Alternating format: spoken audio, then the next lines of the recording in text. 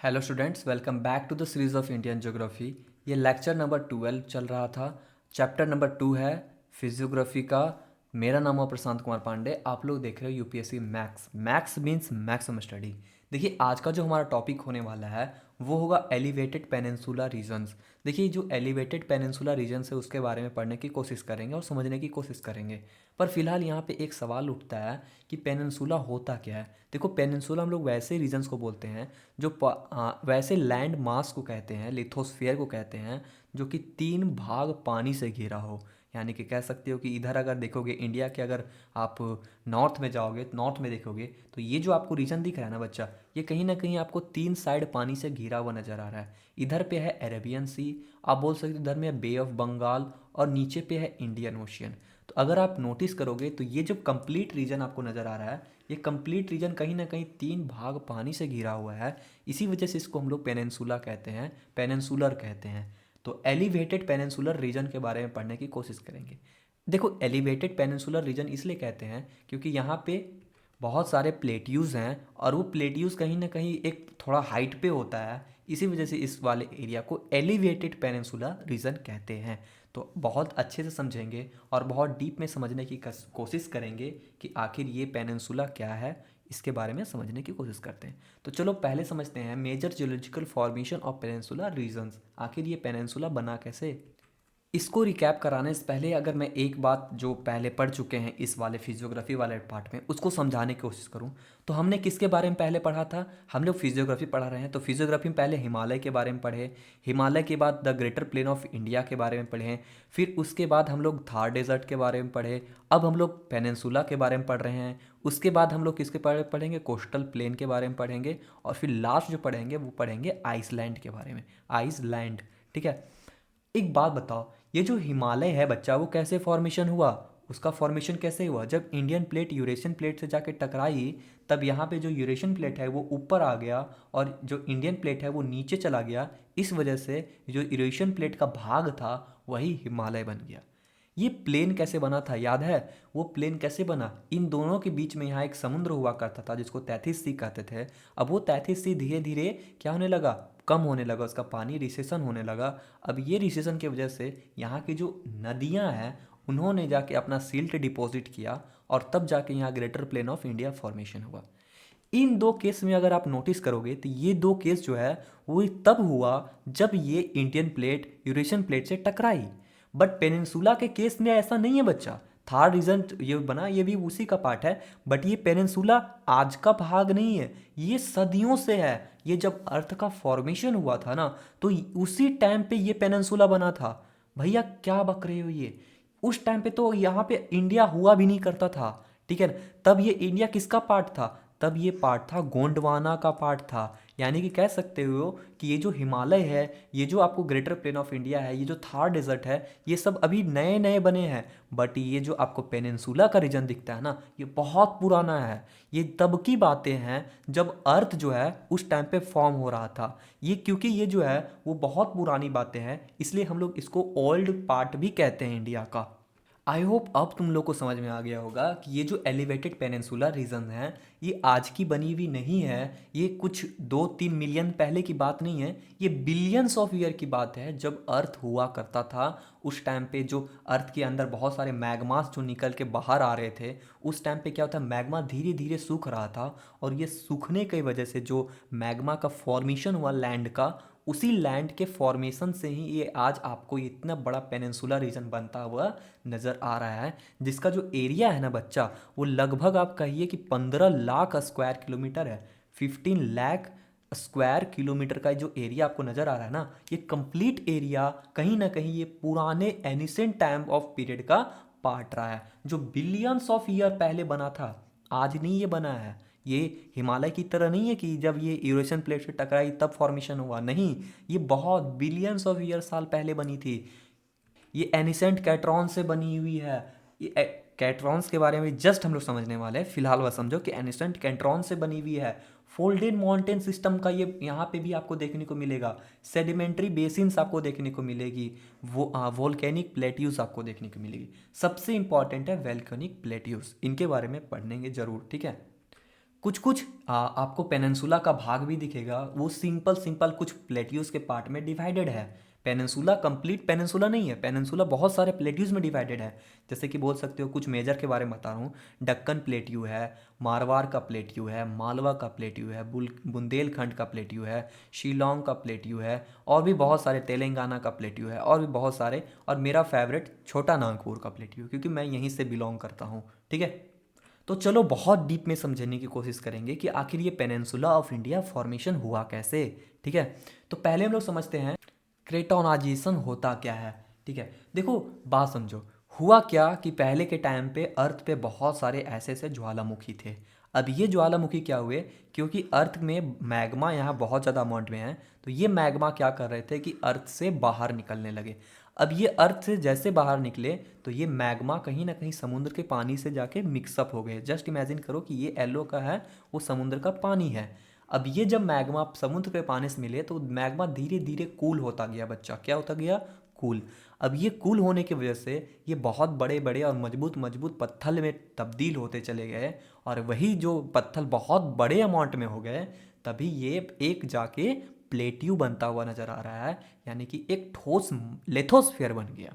अब ये जो लिथोस्फीयर का फॉर्मेशन हुआ ना, ये रिजिड आप बोल सकते हैं वॉल्केनिक इरप्शन की वजह से, इसी चीज को बोलते हैं क्रेटोनिएशन। ठीक है, चलो एक बार आप प्रोनाउंसिएशन कर लेना इसको, ठीक है ना, एक बार गूगल कर लेना। ठीक है, तो क्रेटोनाइजेशन क्या होता है बच्चा, ये एक क्या होता है कि प्रोसेस होता है अर्थ का, जिसमें एक स्टेबल पार्ट, देखो स्टेबल पार्ट मतलब कि वही वॉल्केनिक इरप्शन हुई तो जो मैग्मा ठंडी हुई, तो मैग्मा ठंडी के होने की वजह से क्रेटॉन्स बने। यही क्रेटॉन्स जब एक दूसरे पे मर्ज होने लग गए, तो ये जो प्रोसेस से एक बड़ा लैंड मास क्रिएट हुआ। इसी लैंड मास को हम लोग बोलते हैं, इस प्रोसेस को बोलते हैं क्रेटोनियाइजेशन। ठीक है, तो ये जो रिजिड बना और भी बहुत सारी चीज़ें, ये जो प्रोसेस है, जो मैग्मा से, ये जो क्रेटोनियाइजेशन प्रोसेस है, जो क्रेटॉन से बने हैं ना ये लैंड मास, ये जो बोल सकते हो लिथोस्फीयर बने हैं, ये मिलियंस बिलियंस ईयर तक कोई चेंज नहीं होता, क्योंकि ये फॉर्म हो गए तो हो गए। ठीक है ना, अब ये जो है, यही क्रेटॉन्स मिलके कहीं ना कहीं आपको यही आप एलिवेटेड पेनिनसुला का फॉर्मेशन करते हैं। अब देखो, in India the peninsula region consist of two major cratons. देखो इंडिया में टोटल दो मेजर क्रेटॉन्स है। तो पहला है धरवार का क्रेटॉन्स और दूसरा है सिंहभूम का क्रेटॉन्स, जो कि आपको धरवार वाला देखने को मिलेगा कर्नाटका में, आंध्र प्रदेश में, तमिलनाडु में। देखो जहाँ कहीं भी आपको क्रेटॉन्स का एरिया नज़र आएगा ना, वो एरिया बहुत ज़्यादा हार्ड होगा बच्चा। क्यों हार्ड होगा, कहीं ना कहीं वो किससे बना है, मैग्मा से बना हुआ है।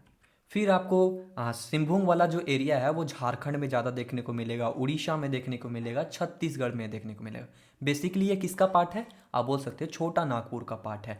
ठीक है ना, छोटा नागपुर का पार्ट है। और जो धरवार वाला पार्ट है वो किसका पार्ट है, कर्नाटका प्लेटियो का पार्ट है। ठीक है ना, तो आगे समझते हैं इन सारी चीज़ों के बारे में। ठीक है, ये जो आपको क्रेटॉन्स बनते हुए नजर आएंगे, वो देखो बार बार मैग्नाटिज्म हुआ, यानी कि मैग्मा का कूलिंग हुआ, अब मेटामॉर्फिज्म हुआ, सेडिमेंटेशन हुआ, इनकी वजह से कहीं ना कहीं इतना बड़ा इंडिया का एक लैंडमास फॉर्म होता नज़र आता है। ठीक है, तो आई होप आपको क्राइटेरियनाइजेशन समझ में आ गया होगा। अब हम लोग चलते हैं और समझते हैं जो इंडिया में कुछ ऐसे ऐसे ग्रुप्स हैं जो कि आप पेनिनसुला इंडिया को फॉर्म करती हैं, उन सारे ग्रुप्स के बारे में समझने की कोशिश करेंगे, जो कि आपको मजीद हुसैनी के बुक में अच्छे से आपको देखने को मिलेगा। तो देखो मेरा मानना है ना कि आप उस बुक को परचेस कर लो, बहुत अच्छा बुक है। ठीक है ना, तो पहले समझते हैं आर्चियन ग्रुप के बारे में। आर्चियन ग्रुप होता क्या है, अगर मैं आर्चियन ग्रुप को अगर दिखाना चाहूँ, तो ये जो आप देख रहे हो ना, ये कंप्लीट रीजन, देखो यहाँ पे ये जो कंप्लीट रीजन आपको नज़र आ रहा है ना, जो केरला, तमिलनाडु में फिर आपको यहाँ पे कर्नाटका में, और भी ये जो आपको फैला नज़र आ रहा है ना, यही रीजन्स है, आपका बोल सकते हो कि आर्चियन ग्रुप का पार्ट है। देखो आर्चियन ग्रुप क्या होता है उसके बारे में समझने की कोशिश करेंगे। तो आर्चियन ग्रुप जो है वो कब बना था बच्चा, ये लगभग 2.5 टू 3.8 बिलियन ईयर अगो बनना हो स्टार्ट हुआ था। ठीक है ना, ये जो आर्चियन ग्रुप है इसमें बेसिकली मेटामॉर्फिक और फिर इग्नियस रॉक्स ज़्यादा आपको देखने को मिलेगी। समझो बातों को, इन दोनों के बारे में समझ लेते होता क्या है। देखो इग्नियस रॉक्स वैसे रॉक्स को कहते हैं जो कि समुद्र से निकला हुआ जो मैग्मा जब ठंडा हो जाता है ना, तो वो जो उससे जो रॉक्स बनती है उसको बोलते हैं इग्नियस रॉक्स। अब वही रॉक्स जब जाके धरती के अंदर जब दब जाती है, वहाँ की हीट और प्रेशर की वजह से जो एक नया रॉक्स बनता है, तो वैसे रॉक्स को बोलते हैं मेटामॉर्फिक रॉक्स। ठीक है, तो बेसिकली आर्चन ग्रुप्स जहाँ भी आपको दिखेगी उसके जो बेस में सिर्फ और सिर्फ एक ही चीज़ आपको ज़्यादा देखने को मिलेगी, और वो होगा मेटामॉर्फिक और इग्नियस रॉक्स। और ये बहुत पुराने रॉक्स होते हैं, ठीक है ना। और ये ज़्यादातर आपको धरवार के रीजन में देखने को मिलेगा। आप कह सकते हो कि छोटा नागपुर के रीजन में देखने को मिलेगा, या फिर सिंहभूम में देखने को मिलेगा, बुंदेलखंड में देखने को मिलेगा। और यहाँ पे देखिए क्या क्या आपको ये कंपोजिशन किसके है, ग्रेनाइट का यहाँ कंपोजिशन आपको ज़्यादा देखने को मिलेगा, ग्नीस का, शीट्स होते हैं और क्वार्ट्स होते हैं। ये जो ग्रेनाइट होता है वो किसका होता है, वो होता है इग्नियस रॉक्स का, ठीक है। इग्नियस रॉक्स का कंपोजिशन होता है। ये जो ग्नीस आपको देखने को मिले वो मेटामॉर्फिक रॉक्स का पार्ट होता है। और ये आपको शीट्स देखने को मिलेगी, ये भी मेटामॉर्फिक रॉक्स का पार्ट होता है। और ये जो आपको क्वार्ट्स देखने को मिलेगा ये भी मेटामॉर्फिक पार्ट ही होता है। देखो ये जो ग्नीस होता है ना, इसमें मैं एक बात आपको बताना चाहूँगा, ये जो माइका आपको दिखने को मिलेगा ना, माइका, ये माइका कहीं ना कहीं ग्नीस का ही पार्ट होता है। अगर मैं यहाँ की एक और की फीचर्स की बात करूँ तो यहाँ आपको ज़्यादातर आयरन्स देखने को मिलेगी। किस वाले एरिया में, आर्चन वाले रीजन में गोल्ड ज़्यादा देखने को मिलेगा, मैग्नीज ज़्यादा देखने को मिलेगा, क्योंकि ये जो है ना बेसिकली ग्नियस रॉक से मिलके बनी हुई है, लावा के फॉर्मेशन से बनी हुई है। और जब कभी भी लावा के फॉर्मेशन से बनी होती है तो हो सकता है कि वो कहीं ना कहीं एक टाइम पे अर्थ का अंडरग्राउंड का पार्ट रहा होगा। और अंडरग्राउंड के पार्ट में बहुत सारे अमाउंट में आयरन होती है, आप बोल सकते हो कि कोबाल्ट होती है। मतलब देखो जब कभी भी मैग्मा होता है ना तो मैग्मा में बहुत सारे अमाउंट में मटेरियल्स आपको देखने को मिलेंगी। तब जब अब ये पिघलेगी, जब कोल्ड होगी, ठंडी होगी, तो ये जो रॉक्स बनेगा, इन रॉक्सों में आपको ज़्यादातर आपको इन्हीं मटेरियल्स को पार्ट देखने को मिलेगा। इसीलिए ये जो रीज़न है ना, इस पे आपको ज़्यादातर आयरन देखने को मिलेगा, गोल्ड देखने को मिलेगा, मैग्नीज देखने को मिलेगा वैसे। अब देखो इसका बहुत सारे सब डिविजन्स भी है आर्चन ग्रुप का। तो पहला है धरवार सिस्टम, जिसके बारे में भी जस्ट पढ़ने वाले हैं, जो कि कहाँ कहाँ देखने को मिलेगा, कर्नाटका में देखने को मिलेगा, तमिलनाडु का पार्ट में आपको देखने को मिलेगा, आंध्र प्रदेश में देखने को मिलेगा, और ये बुंदेलखंड के पार्ट में भी है। बुंदेलखंड बोले तो ये कंप्लीट बुंदेल जो कि उत्तर प्रदेश में आपको देखने को मिलेगा। देखिए यहाँ पे ये जो कंप्लीट पाथ है मध्य प्रदेश में आपको देखने को मिलेगा। अब देखिए सिंहभूम में भी आपको है, सिंहभूम बोले तो झारखंड में, उड़ीसा में, ये जो आपको पार्ट दिख रहा है ये सिंहभूम का पार्ट है। तो बेसिकली आर्चन ग्रुप भी कुछ डिवाइडेड में है, जैसे कि धारवाड़ सिस्टम में है, बुंदेलखंड में है, सिंहभूम में है, ठीक है ना। और भी बहुत सारे पार्ट है। यहाँ पे बहुत सारे मिनरल्स मिलेंगे जैसे कि आयरन, गोल्ड, मैग्नीज। ये सब क्यों देखने को मिलेंगे, क्योंकि ये एक आयरन या फिर बोल सकते हो कि मैग्मा से फॉर्म हुई है। अब जब कभी मैग्मा से फॉर्म होगी तो उसके अंदर कुछ ना कुछ आपको एलिमेंट भी नजर आएंगे, क्योंकि मैग्मा किसका पार्ट है, कहीं ना कहीं एलिमेंट का पार्ट रहा होगा तभी तो। अब वो एलिमेंट्स जब बाहर आएंगी, वो कूल होगा, ठंडी होगी, तो वो एलिमेंट तो सरफेस पे रहेगी ही। तो इसी वजह से ये जो एरिया है ना, यहाँ पे आपको ज़्यादातर आयरन, गोल्ड वगैरह देखने को मिलेगी। यहाँ पे बहुत सारे रॉक्स भी देखने को मिलते हैं, जैसे इग्नियस रॉक्स, मेटामॉर्फिक रॉक्स, इसी का पार्ट है। क्वार्ट्ज हो गया, गैनीस हो गया, ग्रेनाइट हो गया, ये सब इसी का पार्ट है। कब बनी थी ये, 2.5 टू 3.8 बिलियन ईयर अगो से ये फॉर्मेशन होना स्टार्ट हो गई थी, ठीक है ना। आगे समझते हैं धरवार ग्रुप के बारे में। धरवार ग्रुप बेसिकली इसी का पार्ट है, यानी कह सकते हो कि आर्चन ग्रुप का ही पार्ट है धरवार ग्रुप, ठीक है ना। समझते हैं धरवार ग्रुप के बारे में। ये जो धरवार ग्रुप है ना, ये कहीं ना कहीं आर्चियन रॉक्स का ही पार्ट है, जो कि 2.5 टू 1.6 बिलियन ईयर फॉर्मेशन होना स्टार्ट हुआ था। ये कहीं ना कहीं ओल्ड सेडिमेंट्री रॉक्स का पार्ट है, ठीक है ना। और दूसरी बात कि ये जो है धरवार ग्रुप का ही पार्ट है। अब इसका कुछ की फीचर्स समझ लेते हैं। ये कहाँ आपको देखने को मिलेगा, बेसिकली ये जो रीजन है इसी पार्ट में आपको देखने को मिलेगा धरवार ग्रुप। ये जो आपको ग्रुप नज़र आ रहा है ना, ये ग्रुप क्या है, धरवार ग्रुप है, ये आर्चन का ही भाग है, ठीक है। तो कहाँ देखने को मिलेगा, कर्नाटका में देखने को मिलेगा, आंध्र प्रदेश में देखने को मिलेगा, और तमिलनाडु में देखने को मिलेगा। यहाँ पे ज़्यादातर आपको शेल देखने को मिलेगी, सैंडस्टोन देखने को मिलेगी, कैंग्लोमेरेट्स देखने को मिलेगी, ठीक है। यहाँ पे आपको ज़्यादातर क्या देखने को मिलेगा, और रिच इन आयरन और यहाँ ज़्यादा देखने को मिलेगी, मैग्नीज देखने को मिलेगा, गोल्ड देखने को मिलेगा, कॉपर। क्योंकि ये जो पार्ट है कहीं ना कहीं लावा का फॉर्मेशन हुआ है, तभी तो इससे बना है, लावा से ही तो बना है। जब मैग्मा कूल हुआ तभी तो बना। और मैग्मा में क्या होता है, बहुत ज़्यादा अमाउंट में आयरन वगैरह होती है, या बोल सकते हो कि एलिमेंट्स होते हैं। अब यही एलिमेंट्स कहीं ना कहीं जाके धरती में जाके जन्मेंगी, मतलब कि दबेगी, उससे सेडिमेंट्री रॉक्स फॉर्मेशन होगा। अब यही रॉक्स के अंदर आपको इन सारी चीज़ों का कॉम्पोजिशन देखने को मिलेगी। आपको धरवार वाली रीजन में आपको आयरन ओर का डिपॉजिट भी देखने को मिलेगा, जैसे बरेली हो गया, सॉरी बिलारी हो गया, हॉर्सपेट हो गया, कुंद्रेमुख हो गया, ये सारे रीजन्स में आपको ज़्यादातर आयरन ओर का डिपॉजिट देखने को मिलेगा, जो कि तीनों के तीनों कहाँ है, कर्नाटका में है। कर्नाटका में आपको ये तीनों का आयरन ओर का डिपॉजिट देखने को मिलेगा, ठीक है। बेसिकली धारवाड़ ग्रुप में आपको आयरन ओर का डिपॉजिट क्यों देखने को मिलेगा, क्योंकि यहाँ पे कहीं ना कहीं मैग्मा का फॉर्मेशन से ही ये एरिया बना हुआ है, तो मैग्मा में ज़रूर से ज़रूर वहाँ पे आयरन ओर होंगे ही, ठीक है, क्योंकि वो लावा का पार्ट रहा है।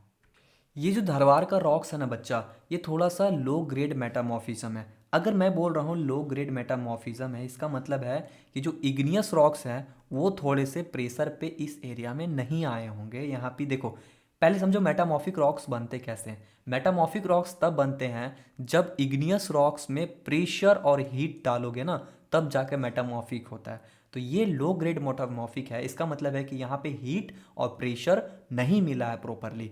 इसी वजह से ये अपने ओरिजिनल कैरेक्टरिस्टिक्स के फॉर्म में आज भी इस एरिया में देखने को मिलेगा, ठीक है ना। बेसिकली जो पहले के टाइम पे रहा वो अभी भी आपको देखने को मिलेगा। अब आगे समझते हैं। ये जो एक कुडप्पा सिस्टम है ना, वो कहीं ना कहीं थिक सेडिमेंट्री का फॉर्मेशन से बना है, जो कि प्रोटोजोइक पीरियड में बना था 1.6 टू 1 बिलियन ईयर अगो, ठीक है। ये जो कुडप्पा है ना, वो केडप्पा डिस्ट्रिक्ट इन जो आंध्र प्रदेश में है उसके नाम से ये लिया गया है। अब देखिए यहाँ पे कुछ की फीचर्स भी समझ लेते हैं। फाउंड मेनली इन आंध्र प्रदेश, ये बेसिकली आपको आंध्र प्रदेश के एरिया में देखने को मिलेगा। उड़ीसा में देखने को मिलेगा, देखिए यहाँ पे उड़ीसा में भी कुछ कुछ पोर्शन में है। मध्य प्रदेश में भी आपको देखने को मिलेगा, ये देखिए मध्य प्रदेश का पार्ट में भी है। और तमिलनाडु में भी देखने को मिलेगा। तो देख सकते हैं कि ये तमिलनाडु के पार्ट में भी आपको कहीं ना कहीं कुडप्पा सिस्टम देखने को मिलती है, ठीक है। ये कैसे फॉर्म हुआ है, जब सेडिमेंट्री का डिपोजिशन होने लगा था या फॉर्मेशन हो रहा था, उसी टाइम पे कुडप्पा का फॉर्मेशन हुआ, ठीक है। यहाँ पे आपको ज़्यादातर लाइमस्टोन देखने को मिलेगा, क्वार्ट्ज देखने को मिलेगा, शेल देखने को मिलेगा, ये सब चीज़ों का आपको कंपोजिशन देखने को मिलेगा। ये जो है एरिया, वो लाइमस्टोन यहाँ पे बहुत ज़्यादा अमाउंट पे देखने को मिलेगा, बक्साइट आपको ज़्यादा देखने को मिलेगा, और सबसे इंपॉर्टेंट इस एरिया पे आपको यूरेनियम का भी डिपॉजिट देखने को मिलेगा। सिंस ये जो है वो कहीं ना कहीं सेडिमेंट्री का फॉर्मेशन हुआ है, तभी ऐसा हुआ है, इसी वजह से यहाँ पे आपको लैमस्टोन वगैरह ज़्यादा देखने को मिलेगा, ठीक है ना। क्वार्ट्स आपको ज़्यादा देखने को मिलेगा। अब कुछ इसका सिग्निफिकेंस भी देख लेते हैं। तो जो कुडप्पा बेसिन्स है, यहाँ पे आपको पेट्रोल का एक्सप्लोर आप ज़्यादा कर सकते हो, या फिर वहाँ पे पेट्रोल मिलने की संभावना ज़्यादा है, ठीक है ना। ये जो नालेमल्ला हिल्स है वो भी कहीं ना कहीं जो आंध्र प्रदेश में लोकेटेड है, वो भी कुडप्पा सिस्टम का पार्ट है, ठीक है। नालेमल्ला हिल्स, ठीक है। तो ये भी किसका पार्ट है, कुडप्पा सिस्टम का। देखो कुडप्पा सिस्टम किससे बना है, सेडिमेंट्री से। सेडिमेंट्री के बनने की वजह से इस एरिया में आपको लाइमस्टोन ज़्यादा देखने को मिलेगा, क्वार्ट्ज ज़्यादा मिलने को मिलेगा, और सेडिमेंट ज़्यादा मिलेगा। यहाँ पे आपको यूरेनियम का भी डिपॉजिट हो सकता है कि ज़्यादा मिलेगी, पेट्रोल का डिपॉजिट आपको ज़्यादा देखने को मिलेगा। अब समझते हैं विंध्यन सिस्टम के बारे में। ये जो विंध्यन सिस्टम है वो सेडिमेंट्री रॉक्स के फॉर्मेशन से हुआ था, जो कि 1.1 बिलियन से लेके 540 मिलियंस ईयर अगो पे हुआ था। जो कब आप बोल सकते हो, प्लेटोजोइक पीरियड से लेके कैम्बेरियन पीरियड के बीच में जो यहाँ पे फॉर्मेशन हुई सेडिमेंट्री रॉक्स का, उसी का पार्ट है आपको विंध्यन सिस्टम देखने को मिलेगा। अगर मैं विंध्यन सिस्टम दिखाने की कोशिश करूँ तो ये देख सकते हो कि ये रहा विंध्यन सिस्टम। ये देखिए, ये जो कंप्लीट पार्ट आपको नज़र आ रही है ना, ये कंप्लीट आपको विंध्यन सिस्टम ही है, ठीक है ना। ये जो आपको कंप्लीट पार्ट दिखाई दे रही है, ये विंध्यन सिस्टम में है, ठीक है। ये इसके किसके नाम पे रखा गया है, ये विंध्यन रेंजेस के जो माउंटेन रेंजेस है उसके नाम पे रखा हुआ है। ये मध्य प्रदेश में है, राजस्थान में आपको देखने को मिलेगा, देखिए यहाँ पे राजस्थान में भी देखने को मिलेगा, उत्तर प्रदेश तक फैली हुई है ये, ठीक है। और यहाँ तक कि बिहार में भी ये पड़ जाता है। इसका कुछ कंपोजिशन है, जैसे कि यहाँ पे आपको सैंडस्टोन ज़्यादा देखने को मिलेगा, लाइमस्टोन ज़्यादा देखने को मिलेगा, शेल ज़्यादा देखने को मिलेगा। डिवाइडेड इनटू, देखिए यहाँ पे दो पार्ट है, एक है लोअर विंध्यन और एक है अपर विंध्यन। देखिए लोअर विंध्यन जो है वो ओल्ड सेडिमेंट्री रॉक से मिलके बनी हुई है, और जो यंगर है वो न्यू सेडिमेंट्री रॉक से मिलके बनी हुई है। देखो जब भी हम लोग सेडिमेंट्री बोलते हैं तो कहीं ना कहीं ग्नियस रॉक जो है वो कहीं ना कहीं अंडर प्रेशर और हीट की वजह से फॉर्मेशन हुई होगी। अब देखो इस वाले एरिया में आपको ज़्यादातर कोल वगैरह देखने को मिलेगी। क्या देखने को मिलेगा, कोल। तो जब कोल एक हीट दे देते हैं और उसको एक टेम्परेचर में और हीट में और प्रेशर में रखा जाता है ना, तो वही कोल हो सकता है, क्योंकि वो कार्बन का फॉर्मेशन से बनी होती है ना, तो वो डायमंड में भी हो सकता है कि तब्दील हो जाए, ठीक है। ऐसा कुछ होता है, बहुत रेयर चांसेस होती है। तो इस वाले एरिया में आपको ज़्यादातर डायमंड्स वगैरह भी देखने को मिलेगी, ठीक है। आपको डायमंड्स वगैरह जो कि पुन्ना है, पुणे, पन्ना जो कि मध्य प्रदेश में है, वहाँ पे आपको देखने को मिलेगी। और यहाँ पे फेमस बिल्डिंग स्टोन देखने को मिलेगी जो कि कहाँ पे यूज़ हुई है, रेड फोर्ट में। इस वाले इंडिया में, इस वाले पार्ट में जो विंध्यन सिस्टम में बहुत ज़्यादा अमाउंट में आपको वो सारे पत्थर देखने को मिलेंगे, ये उस सारे स्टोन्स देखने को मिलेंगे जो कि रेड फोर्ट में लगाई गई है, कुतुब मीनार में यूज़ हुआ है, और भी बहुत सारे चीज़ों में बोल सकते हो कि रेड फोर्ट में बेसिकली यूज़ हुआ है। ठीक है ना, ये मतलब कि इस वाले विंध्यन सिस्टम में आपको इंडियन आर्किटेक्चर में जितने भी यूज़ हुए हैं, मैक्स जो भी आप बोल सकते हो मैक्सिमम जितने भी बड़े बड़े आर्किटेक्चर हैं, वहाँ से यहाँ यहीं का पत्थर बेसिकली वहीं जाता है। क्योंकि ये किससे बना है, सेडिमेंट्री रॉक से बनी हुई है, एक प्रेशर में बना है बच्चा, एक प्रेशर में बना होता है ना, तो वो थोड़ा सा उसका कीमत ज़्यादा होता है। अब देखो, एक है गोंडवाना सिस्टम।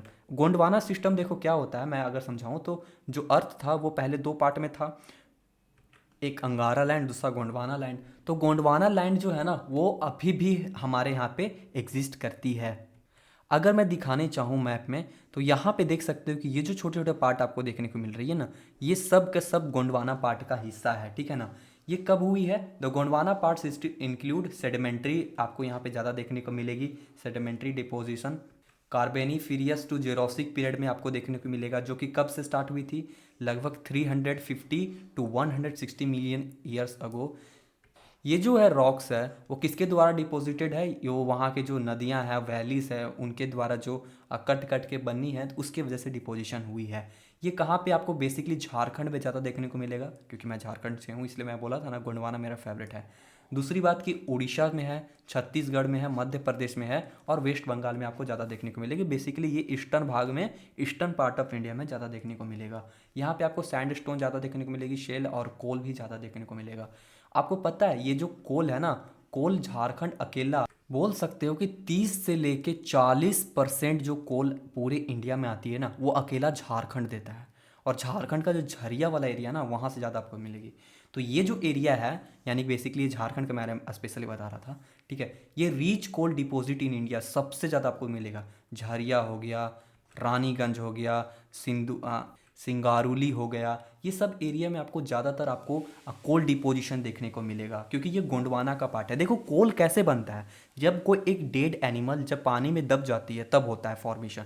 तो आपको पता है कि गोंडवाना सिस्टम किसका भाग रहा था, कहीं ना कहीं देखो ये जो एरिया है ना, ये एरिया कहीं ना कहीं पहले इंडियन प्लेट था। अब ये इंडियन प्लेट अपने साथ में यहाँ पे रेसेशन ऑफ सी जब होने लगा ना, तो सारे जो यहाँ पे एनिमल्स थे वो डिपॉजिट होने लगे एक प्लेस पे, और वो दब गए, और उसी दबाव की वजह से यहाँ पे आपको ज़्यादातर आज भी कोल देखने को मिलेगी। पेड़ पौधे का जो दबाव हुआ था बहुत मिलियंस ऑफ ईयर में, जीरोसिक पीरियड में, तब का ये फॉर्मेशन का चीज़ अभी भी है। ठीक है, बेसिकली इसी वजह से यहाँ पे आपको कोल ज़्यादा देखने को मिलेगा। ठीक है, तो फॉसिल फ्यूल्स अर्ली टाइम पे यहाँ पे बहुत ज़्यादा थे, इस ए वाले एरिया में बहुत ज़्यादा बायोडाइवर्सिटी एरिया था। इसी वजह से इस वाले एरिया में आज भी कोल वगैरह पेट्रोलियम आपको ज़्यादा देखने को मिलेगी। ये पता है आपको, इसका एक सिग्निफिकेंस बताता हूँ कि लगभग इंडिया का 90% कोल, एक दो नहीं भाई, 90% कोल सिर्फ और सिर्फ गोंडवाना सिस्टम से मिलता है। अब देखो गोंडवाना सिस्टम बहुत अलग अलग सिस्टम में है, झारखंड में है, उड़ीसा में है, छत्तीसगढ़ में, मध्य प्रदेश में, बहुत सारे अलग अलग रीजन्स में है गोंडवाना सिस्टम। लेकिन जो गोंडवाना सिस्टम का अकेला सबसे बड़ा कंट्रीब्यूटर है कोल का, वो है झारखंड। ठीक है, वो कौन है बच्चा, झारखंड है। अब इतने सारे जो आपको यहाँ पे कोल वगैरह देखने को मिलेगी, पेट्रोलियम देखने को मिलेगा, ये कहीं ना कहीं जो ड्रिफ्ट थ्योरी है इसको सपोर्ट भी करती है। अब मैं समझाता हूँ कैसे, समझो जरा सा, एक बार मेरे बात को समझना, समझो। अब ये समझ लो कि ये जो है यूरेशियन पीरियड है, मतलब यूरेशियन प्लेट है, और ये रहा हमारा इंडियन प्लेट। जस्ट समझो, ये रहा हमारा इंडियन प्लेट, ये रहा इंडियन प्लेट। अब ये इंडियन प्लेट जो है वो धीरे धीरे मूव कर रही है, तो अपने साथ में यह जो समुद्र है, उन समुद्र के जीव को भी हटाते जा रही है। अब यहाँ पे पानी का कमी होने लगा, अब ये धीरे धीरे अभी भी मूव कर रही है, तो इनको जाके एक टाइम पे यहाँ पे दबा देगी, यहाँ भी प्रेस कर देगी। अब ये जो प्रेस हुआ है, तो ये तो जीव तो यहीं रहे ना, तो ये जो प्रेस के वजह से यहाँ जो फॉर्मेशन हुआ ऑयल का, ठीक है, और जो जितने भी ऑयल, OIL, ठीक है, ऑयल का फॉर्मेशन हुआ, पेट्रोलियम का, कोल का, ये जो फॉर्मेशन हुआ किसकी वजह से हुआ, क्योंकि यहाँ पे एक सी हुआ करता था, तैथिस सी नाम का। इसी की वजह से यहाँ पे बहुत सारे डिपोजिशन आज भी देखने को मिलता है फॉसिल फ्यूल्स का। अब यही जो है इसी की वजह से ये जो ड्रिफ्ट हो रही है, तो ये कहीं ना कहीं ड्रिफ्ट थ्योरी को भी सपोर्ट करती है। तो ये रहा गोंडवाना का पार्ट, हम लोग गोंडवाना के पार्ट के बारे में समझे। और अब हम लोग समझते हैं डेक्कन ट्रैप के बारे में। अगर मैं डेक्कन ट्रैप दिखाना चाहूँ तो ये जो एरिया आपको दिख रहा है ना, ये कंप्लीट आपको डेक्कन ट्रैप ही है, ठीक है। तो ये फॉर्मेशन कैसे हुआ, ये एक वॉल्केनिक प्लेट्यू के फॉर्मेशन से हुआ, यानी कि वॉल्केनिक का जब इरप्शन हुआ तो जब मैग्मा बाहर आई तो वो जब कूल हुई तो उसी की वजह से ये सारा डेक्कन ट्रैप बना है। ये कहाँ कहाँ है बच्चा, ये महाराष्ट्र में है, मध्य प्रदेश में है, गुजरात में आपको देखने को मिलेगा, और यहाँ तक कि कर्नाटका के का भाग है, ठीक है ना। सिंस ये कर्नाटका जो है वो आर्जियन पीरियड का पार्ट है, बट हाँ फिर भी वहाँ कर्नाटका में कुछ कुछ पोर्शन में आपको ये डेक्कन ट्रैप देखने को मिलेगा। यहाँ पे आपको ज़्यादातर जो कंपोजिशन है वो बेसाल्ट का देखने को मिलेगा, जो कि एक टाइप का वॉल्केनिक रॉक है, ठीक है। यहाँ पे बहुत सारे ब्लैक सॉइल देखने को मिलेगी, और जो कि कॉटन कल्टीवेशन के लिए बहुत परफेक्ट माना जाता है। आप जब कभी भी कॉटन कल्टीवेशन करोगे ना तो ब्लैक सॉइल का वहाँ होना बहुत बेस्ट है, क्योंकि ब्लैक सॉइल जहाँ रहेगा ना वहाँ कॉटन का कल्टीवेशन बहुत बेस्ट माना जाता है। अब ये जो लावा बाहर निकल के आए हैं, इसी के कारण है कि इस एरिया में डायनासोर का खात्मा भी हुई है, ठीक है ना। अब इसका कुछ सिग्निफिकेंस समझ लेते हैं। जो आपका वेस्टर्न घाट है ना, वो भी कहीं ना कहीं डेक्कन ट्रैप का पार्ट है। वेस्टर्न घाट आपको पता होगा कि ये जो पार्ट था, ये जो वेस्टर्न घाट है और इधर ईस्टर्न घाट है। अभी जब हम लोग मेजो रीजन्स पढ़ेंगे तो वहाँ पे वेस्टर्न घाट और ईस्टर्न घाट के बारे में बहुत अच्छे से समझेंगे, ठीक है ना। यहाँ पे कुछ कुछ मेजर रिवर्स है, जैसे गोदावरी, कृष्णा, नर्मदा, जो कि इस रीजन को पानी देती है, ठीक है ना, बहुत सारे। अब देखो डेक्कन ट्रैप के बारे में समझ लिया। एक और पॉइंट जो डेक्कन ट्रैप में छूट रहा था, इसका जो एरिया है ना वो लगभग समझो कि 5 लाख स्क्वायर किलोमीटर है, और ये कहाँ पे है, वेस्टर्न पार्ट में है, मतलब बोल सकते हो वेस्टर्न इंडिया में यहाँ पे आपको लोकेशन इसका दिखेगा, ठीक है। तो ये रहा डेक्कन ट्रैप के बारे में। अब हम लोग समझते हैं द टेरिटरी सिस्टम, ठीक है। अगर मैं टेरिटरी सिस्टम का अगर लोकेशन दिखाना चाहूँ तो ये देख सकते हो, आपको यहाँ देखने को मिलेगा। ये देखिए, ये जो असम का पार्ट है, ठीक है, इधर का है ना, ये कंप्लीट एरिया उधर देखने को मिलेगा। ये कहाँ कहाँ देखने को मिलेगा, असम में देखने को मिलेगा, अरुणाचल प्रदेश में, हिमाचल प्रदेश में, उत्तराखंड में। यहाँ पर ज़्यादातर आपको सैंडस्टोन देखने को मिलेगा, क्ले देखने को मिलेगा, लैमस्टोन देखने को मिलेगा। यहाँ पे आपको नेचुरल गैस ज़्यादा देखने को मिलेगा, ठीक है ना। ये जो ट्रेडिशन सिस्टम था वो रॉक डिपोजिशन यहाँ पे ज़्यादा मिला हुआ था, ठीक है। कब से कब तक हुई है ये काम, ये लगभग 65 टू 2.6 मिलियन ईयर अगो हुई थी। ये सारी जो रॉक्स का फॉर्मेशन हुआ था, ये सारे यंगर्स रॉक है बच्चा, जो कि मोस्टली कहाँ आपको देखने को मिलेगा, हिमालय के फुट हिल्स पे सामने देखने को मिलेगा। की फीचर्स तो जस्ट अभी पढ़ लिए, ठीक है। The formation of Shivalik hills occur during this time. ये जो शिवालिक का फॉर्मेशन हुआ था, जब मैं आपको हिमालय के बारे में बता रहा था, तो वहाँ का शिवालिक का फॉर्मेशन भी इसी पीरियड में, इसी टाइम पीरियड में हुई थी, ठीक है। इसका कुछ सिग्निफिकेंस समझ लेते हैं। यहाँ पे आपको ज़्यादातर ना जो सीज का फॉसिल्स है, जो समुद्र में पहले जीव जंतु रहते थे, उनका फॉसिल्स आज भी यहाँ पे देखने को मिलता है, जो कि ancient sea in this region है। यहाँ पे ऑयल रिजर्व भी आप देखने को मिलेगा, जो कि असम में है, जो गुजरात तक फैली हुई, थोड़ा मोड़ा गुजरात में भी आपको पोर्शन में यहाँ पे कहीं ना कहीं ये टर्टरी सिस्टम देखने को मिलेगी, ठीक है। अब आगे बात करते हैं। अब देखो, ये जो सिस्टम्स थे जितने बारे में अभी मैंने बताया, 8 यहाँ कुछ आसपास 8 थे, ठीक है ना। उन सारे के बारे में जो मैंने बताया वो थे बस केवल बेसिकली पार्ट। बट अब हम लोग यहाँ से समझने की कोशिश करेंगे कि पेनिनसुला इंडिया को रीजन्स के अनुसार जब बांटे हैं तो उसी के अनुसार पढ़ने की कोशिश करेंगे। यानी पेनिनसुला को देखो, पहले हमने ग्रुप्स के बेसिस से बांटा कि कौन ग्रुप, गोंडवाना ग्रुप, और भी जैसे कि डक्कन ग्रुप, और भी बहुत सारे ग्रुप्स थे, ठीक है। उनके बारे में अभी पढ़ा जस्ट, ठीक है। बट अब हम लोग यहाँ पे मेजो रीजन्स के बारे में पढ़ने की कोशिश करेंगे, ठीक है। तो ये जो एरिया है डक्कन प्लेट्यू, इसके बारे में इंट्रोडक्शन तो मैं दे चुका हूँ, तो ये सब बातें वही है, कुछ और एक्स्ट्रा बातें नहीं है, तो आप एक बार पॉज करके पढ़ लेना। अब आगे हम लोग समझते हैं नॉर्थ सेंट्रल हाईलैंड, ठीक है। देखो, अब तक जितने तुम बातें समझ लिए हो, यानी कि जो चीज़ अभी तुमने ग्रुप के बारे में पढ़ा, वो सब बातें हो गई, वो बेस्ड ऑन क्या था। बट अब प्रेजेंट में रीजन के वाइज में पढ़ेंगे। तो देखो, टोटल हमारे पास है, पहला जो इंपॉर्टेंट है वो है सेंट्रल हाईलैंड। देखो, टोटल ये जो सेंट्रल हाईलैंड है ना इंडिया का, ये कंप्लीट है इंडिया का सेंट्रल हाईलैंड। सेंट्रल हाईलैंड को हमने टोटल 2 भाग में डिवाइड किया हुआ है। कौन कौन सा 2 भाग है, पहला है नॉर्थ सेंट्रल हाईलैंड और दूसरा है साउथ सेंट्रल हाईलैंड। इन 2 पार्ट में हमने कैटेगराइज किया है। ये जो नॉर्थ सेंट्रल हाईलैंड है ना, वो north part of peninsula India का पार्ट है, ठीक है। वो कहाँ से कहाँ तक है, वो विंध्यन रेंजेस इन साउथ, उसके साउथ में आपको विंध्यन रेंजेस दिखने को मिलेंगी। यानी कह सकते हो कि इधर आपको विंध्यन रेंजेस देखने को मिलेंगी और नॉर्थ पे कहीं ना कहीं आपको इंडो गैंगेटिक प्लेन आपको देखने को मिलेंगी। ये कहाँ पे है? मध्य प्रदेश में है, राजस्थान में भी पड़ जाता है, देखिए राजस्थान का एरिया में भी है, उत्तर प्रदेश में भी पड़ जाता है और छत्तीसगढ़ में भी है। यानी बेसिकली ये जो नॉर्थ सेंट्रल हाईलैंड है, देखो नॉर्थ सेंट्रल हाईलैंड अगर मैं बताऊँ तो ये रहा नॉर्थ सेंट्रल हाईलैंड, बोले तो सिर्फ ये पोर्शन, ठीक है ना, ये कंप्लीट रीजन जो है ना आपको दिख रहा होगा, ये कंप्लीट रीजन, ये कंप्लीट रीजन ही बोलते हैं नॉर्थ सेंट्रल हाईलैंड, ठीक है। अब इसका जियोलॉजिकल हिस्ट्री भी समझ लेते हैं। ये कहाँ पे है? ये जो है पार्ट ऑफ अरावली दिल्ली का है, अरावली के सिस्टम के जस्ट बगल में, यानी अरावली हिल्स के जस्ट सामने पे है। और ये से जियोलॉजिकली बहुत बहुत ओल्ड भी बनाती है।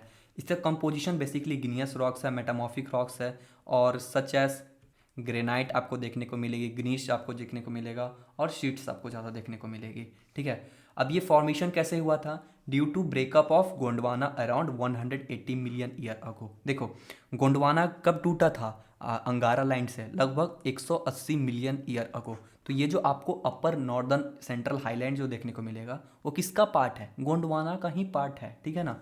अब यहाँ पे बहुत सारे प्लेट्यू, जैसे कि मैंने अभी जस्ट बहुत सारे प्लेट्यू के बारे में समझाया था, तो यहाँ पे मेजर फीचर है। तो पहला तो आपको मालवा प्लेट्यू देखने को मिलेगा, जो कि किससे फॉर्मेशन से हुआ? वॉल्केनिक इरप्शन से हुआ था। यहाँ पे ब्लैक सोयल आपको ज़्यादा देखने को मिलेगा मालवा के रीजन में, यहाँ पे आपको मालवा का रीजन देखने को मिलेगा शायद, ठीक है। बुंदेलखंड का प्लेट्यू आपको इसी रीजन में देखने को मिलेगा, जो कि रॉकी है, ठीक है ना, जो कि अपने जाना जाता है ग्रेनाइट के वजह से, क्वार्ट्स के वजह से, और इस सब चीज़ के फॉर्मेशन से। अब उसके बाद है बुंदेलखंड प्लेट्यू भी, बुंदेलखंड प्लेट्यू, जो कि मिनरल लैमस्टोन और बक्साइट आपको ज़्यादा देखने को मिलेगा। फिर एक और है छोटा नागपुर का प्लेट्यू, भी इस रीजन में आपको बेसिकली कुछ कुछ इसमें पार्ट देखने को मिलेगा। अब जहाँ पे आपको मेजर रिच मिनरल देखने को मिलेगा, कोल वगैरह ज़्यादा देखने को मिलेगा, यानी कि नॉर्थ सेंट्रल हाईलैंड में। अब देखो क्लाइमेट की बात की जाए तो यहाँ पे बेसिकली एरिड सिस्टम, आपको मिड एरिड है, मतलब कि ना ही ज़्यादा मृत आपको ज़मीन देखने को मिलेगी और ना ही आपको ज़्यादा फर्टाइल एरिया देखने को मिलेगा, सेमी भी देखेगा, मतलब सेमी एरिड एरिया आपको देखने को मिलेगा, जहाँ पे यहाँ रेनफॉल लगभग 600 टू 1200 mm होती है, मतलब कि मॉडरेट होती है, उतनी अच्छी भी नहीं उतनी ख़राब भी नहीं। यहाँ का टेम्परेचर है वो विंटर के सीज़न में लगभग 5 डिग्री सेल्सियस गिर जाती है और समर के सीज़न में लगभग 45 डिग्री तक सेल्सियस चली जाती है। एग्रीकल्चर के नज़रिए से देखोगे तो ये एरिया बहुत ज़्यादा इंपॉर्टेंट है एग्रीकल्चर के नज़रिए में। जैसे कि यहाँ वीट ज़्यादा उगाई जाती है, पल्सेस आपको देखने को मिलेगी, ऑयल सीड देखने को मिलेगा, कॉटन देखने को मिलेगा। कॉटन क्यों? क्योंकि यहाँ पे ब्लैक सॉइल ज़्यादा देखने को मिलती है। अगर मिनरल्स की बात की जाए तो यहाँ पे कोल आपको देखने को मिलेगा, आयरन ओर देखने को मिलेगा, बक्साइट देखने को मिलेगा, और भी डोलोमाइट देखने को ज़्यादा मिलेगी। अब इंडस्ट्री की बात की जाए तो यहाँ पे आपको भोपाल का हब देखने को मिलेगा, इंदौर देखने को मिलेगा और जबलपुर देखने को मिलेगा। बेसिकली कहाँ पे? आप बोल सकते हो कि नॉर्थ सेंट्रल हाईलैंड में आपको देखने को मिलेगा। कौन कौन सा स्टेट में पड़ती है एक बार मुझे आप कमेंट करके बताओगे अगर आप ध्यान से सुन रहे होंगे तो। अगर साउथ सेंट्रल हाईलैंड की बात की जाए तो ये रहा साउथ सेंट्रल हाईलैंड, देखिए इधर पड़ता है।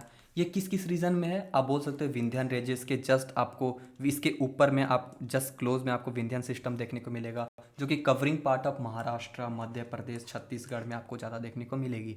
अब इसका जियोलॉजी समझ लेते हैं।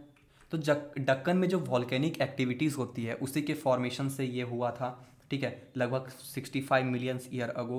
Most curved with Deccan traps, आपको ज़्यादा यहाँ पे डक्कन ट्रैप्स ही ज़्यादा देखने को मिलेगी। लेयर ऑफ बॉसल्टिक लावा आपको ज़्यादा देखने को मिलेगी। यहाँ पे फेमस फीचर्स जैसे कि सतपुरा रेंजेस आपको ज़्यादा देखने, सतपुरा रेंजेस कहाँ पे है बच्चा? जो कि मध्य प्रदेश में देखने को मिलता है। और यहीं पे सतपुरा रेंजेस में सबसे हाईएस्ट जो इसका पीक है इस पूरे एरिया का, साउथ दक्कन बोल सकते हो, यहाँ का सबसे जो हाईएस्ट पीक है वो है धूपगढ़ है, जो कि 1300 मीटर हाइट का है।